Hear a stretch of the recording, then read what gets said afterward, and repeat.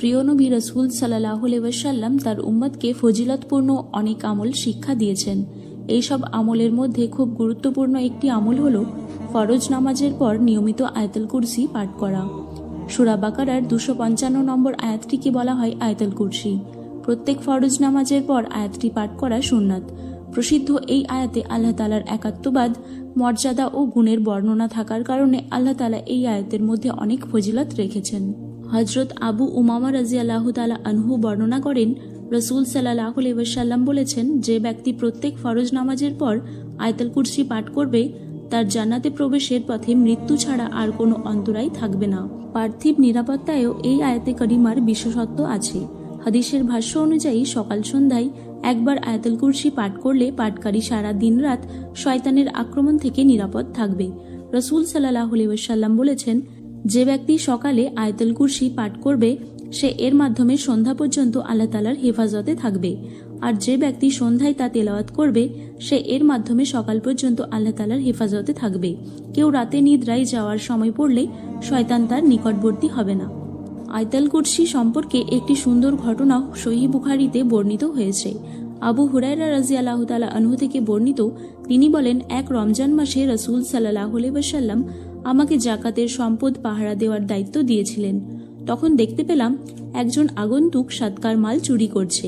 তখন আমি তার হাত ধরে ফেললাম এবং বললাম, আল্লাহ তাআলার কসম, আমি তোমাকে আল্লাহ তাআলার রাসূলের কাছে নিয়ে যাব।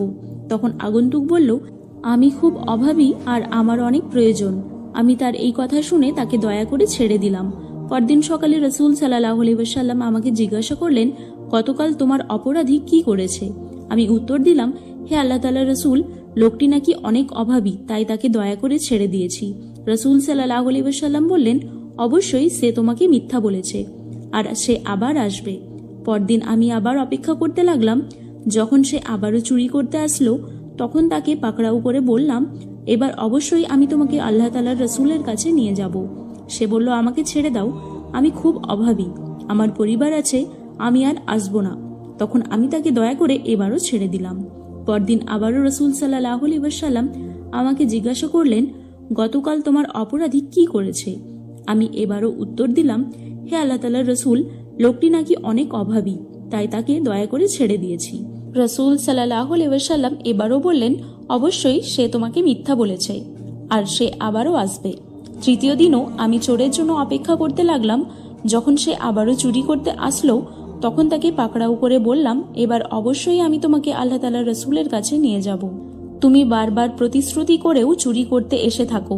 তখন অবস্থা বেগতিক দেখে সে বলল, আমাকে ক্ষমা করে দাও, আমি তোমাকে এমন কিছু কথা জানাবো যার মাধ্যমে আল্লাহ তাআলা তোমাকে কল্যাণ দান করবেন। আমি বললাম, সেগুলো কি? তখন সে বলল, যখন ঘুমাতে যাবে তখন আয়াতুল কুরসি পড়ে ঘুমাবে, তাহলে আল্লাহ তাআলা তোমার জন্য একজন পাহারাদার নিযুক্ত করবেন যে তোমার সঙ্গে থাকবে, আর কোনো শয়তান সকাল পর্যন্ত তোমার কাছে আসতে পারবে না। এটা শুনে আবু হুরায়রা রাদিয়াল্লাহু তাআলা আনহু তাকে ছেড়ে দিলেন। পরদিন রাসূল সাল্লাল্লাহু আলাইহি ওয়াসাল্লাম আবার অপরাধীর কথা জানতে চাইলে তিনি আগের রাতের কথা বললেন। তখন রাসূল সাল্লাল্লাহু আলাইহি ওয়াসাল্লাম বললেন, যদিও সে চরম মিথ্যাবাদী কিন্তু সে সত্য বলেছে।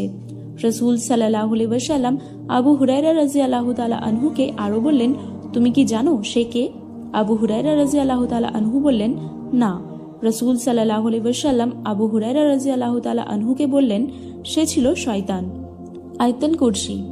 আল্লাহু লা ইলাহা ইল্লা হুয়াল হাইয়ুল কাইয়ুম লা তাখুযুহু সিনাতু ওয়ালা নাওম লাহু মা ফিস সামাওয়াতি ওয়া মা ফিল আরদ মান যাল্লাযী ইয়াশফাউ ইনদাহু ইল্লা বিইজনিহি ইয়ালামু মা বাইনা আইদিহিম ওয়া মা খালফাহুম ওয়া লা ইউহিতুনা বিশাইইন মিন ইলমিহি ইল্লা বিমা শাআ ওয়াসিয়া কুরসিয়ুহু হুস সামাওয়াতি ওয়াল আরদ ওয়ালা ইয়াউযুহু হিফযুহুমা ওয়া হুয়াল আলিয়ুল আযীম। এর অর্থ হলো, আল্লাহ তাআলা ছাড়া অন্য কোনো উপাস্য নেই। তিনি চিরঞ্জীব, সবকিছুর ধারক। তাকে তন্দ্রা ও নিদ্রা স্পর্শ করতে পারে না। আসমান ও জমিনে যা কিছু রয়েছে সবই তার।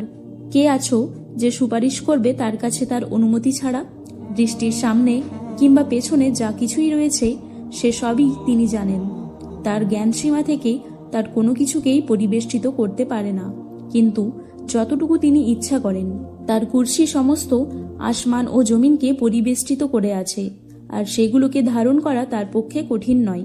তিনি সর্বোচ্চ এবং সর্বাপেক্ষা মহান। আল্লাহ তাআলা মুসলিম উম্মাহকে প্রত্যেক ফরজ নামাজের পর নিয়মিত আয়াতুল কুরসি পাঠ করার তৌফিক দান করুন। আমিন।